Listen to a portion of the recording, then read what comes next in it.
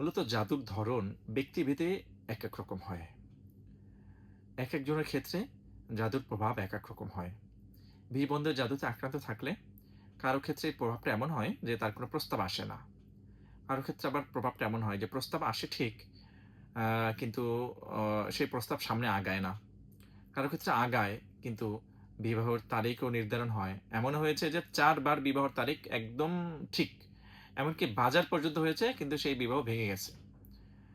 আবার কারো ক্ষেত্রে এমন হতে পারে যে বিবাহের প্রস্তাব আসে, কিন্তু যখনই অ্যা দেখার একটা ডেট ঠিক হয়, তখন পাত্রী অসুস্থ হয়ে পড়ে। মারাত্মক রকমের অসুস্থ হয়ে একদম শুকিয়ে মানে চেহারা নষ্ট হয়ে যায়। যাতে করে পাত্রপক্ষ দেখলে তাকে আর পছন্দ না হয় এবং বিয়েটা ভেঙে যায়। কারো ক্ষেত্রে এমন হয় যে পুরাপুরি অসুস্থ না হয়ে পড়লেও চেহারাটা নষ্ট হয়ে যায়। চেহারা কালো হয়ে যায়, চেহারার মধ্যে হুট করেই ব্রণ উঠে যায়। হ্যাঁ? এরকমটা হয় কারো ক্ষেত্রে। কারো ক্ষেত্রে হতে পারে যে সে বিয়ে করতে একদম রাজি এবং নিজের থেকেও আগ্রহী। বরং সে বিয়ে বন্ধের জাদু নষ্ট হওয়ার জন্য আমল করে, বিয়ের ভালো পাত্র যেন আসে এটার জন্য আমল করে। মানে সে কি সে পুরোপুরি আগ্রহী এবং পুরোপুরি রাজি।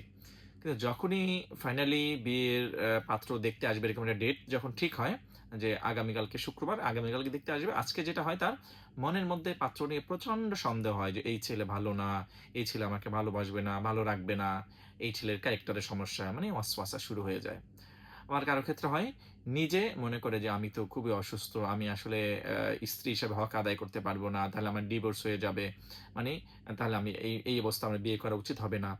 এভাবে সে যে রাজি ছিল সে নিজেই আর রাজি থাকে না বিয়েতে। বাবা-মাকে বলে যায়, "আমি বিয়েতে মোটেই রাজি নই। একদমই এই বিয়েটা তাদেরকে আসতে নিষেধ করে দাও।" তো ও একেকজনের ক্ষেত্রে বিয়ে বন্ধের জাদুর প্রভাবটা আসলে একেকভাবে প্রকাশ পাবে। হ্যাঁ?